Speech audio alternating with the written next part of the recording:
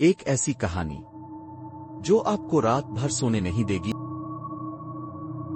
اپنے بہت سی خوفناک کہانیاں سنی ہوں گی، لیکن یہ کہانی ان سب سے مختلف ہے۔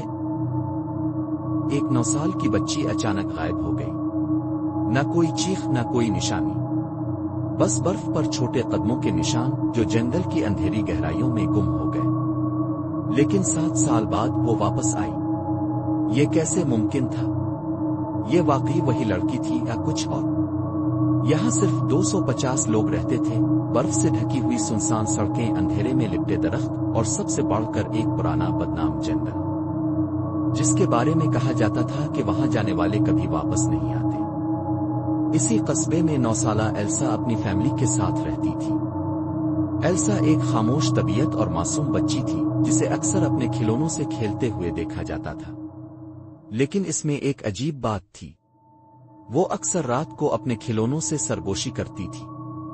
وہ کہتے ہیں کہ میں ان کے ساتھ آ جاؤں، مگر میں نہیں جا سکتی۔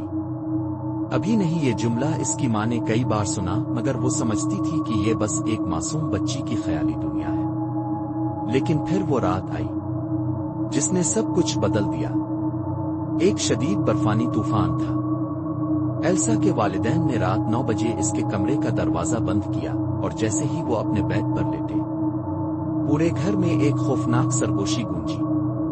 وقت ہو گیا ہے۔ دونوں میاں بیوی فوراً ایلسا کے کمرے کی طرف دوڑے، مگر وہ وہاں نہیں تھی۔ کھڑکی کھلی ہوئی تھی اور باہر برف پر صرف ایک قدموں کے نشان تھے جو جنگل کی طرف جا رہے تھے۔ پولیس آئی، پورے قصبے نے تلاش کیا، مگر ایلسا کا کوئی سراغ نہ ملا۔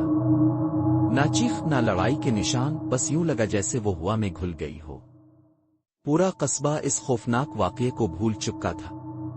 ایلسا کے والدین نے بھی مان لیا تھا کہ ان کی بیٹی کبھی واپس نہیں آئے گی۔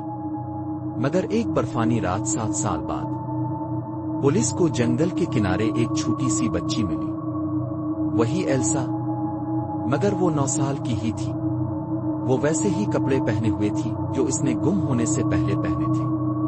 نہ ایک خراش، نہ ایک زخم، نہ کوئی بڑھاپے کی علامت۔ مگر سب سے زیادہ ڈراؤنی چیز تھی اس کی آنکھیں۔ پہلے اس کی آنکھیں ہلکی نیلی تھیں، مگر اب وہ بالکل سیاہ ہو چکی تھی۔ پہلے وہ ہنستی تھی، مگر اب وہ صرف خالی نظروں سے دیکھتی تھی۔ پہلے وہ بولتی تھی، مگر اب جب اس نے پہلی بار کچھ کہا، تم سب نے کہا تھا میں مر چکی ہوں، مگر میں یہاں ہوں، اور وہ بھی آ رہے ہیں۔ ڈاکٹروں نے ایلسا کا معائنہ کیا، مگر وہ بالکل صحت مند نکلی۔ مگر ایک چیز غلط تھی، اس کے خون میں وہ خلیے نہیں تھے جو کسی بھی عام انسان میں ہوتے ہیں۔ اس کا دل معمول سے سست دھڑک رہا تھا، اور اس کے ناخنوں میں ایسی دھات کے ذرات تھے جو دنیا میں کہیں بھی نہیں پائے جاتے۔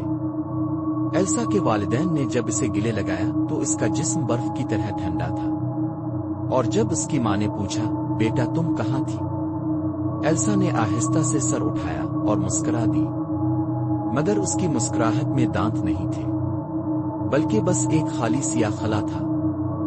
اس رات ایلسا کے والدین نے اسے اپنے بیڈ میں سلایا، لیکن آدھی رات کو ایلسا کے والد کی آنکھ کھلی۔ وہ دیکھ سکتے تھے کہ کمرے میں کوئی کھڑا ہے۔ یہ ایلسا تھی جو ان کے بیڈ کے کنارے کھڑی تھی، بس خالی نظروں سے انہیں دیکھ رہی تھی۔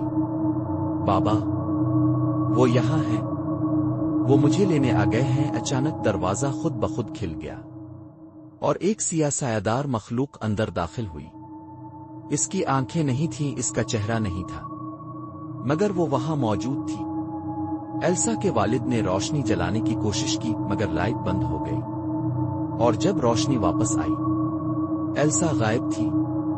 بس بیگ پر برف پر بنے 2 قدموں کے نشانات تھے، اور دیوار پر خون سے لکھا تھا، ڈونٹ فالو ہر، اس کے پیچھے مت جانا۔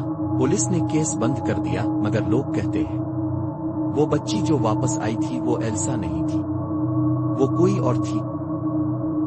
کئی سال بعد ایک سیاح اس قصبے کے پرانے قبرستان میں ایک عجیب و غریب قبر پر پہنچا جس پر کوئی نام نہیں تھا، لیکن وہاں ایک بہت پراسرار جملہ لکھا ہوا تھا، If you see her, don't talk to her.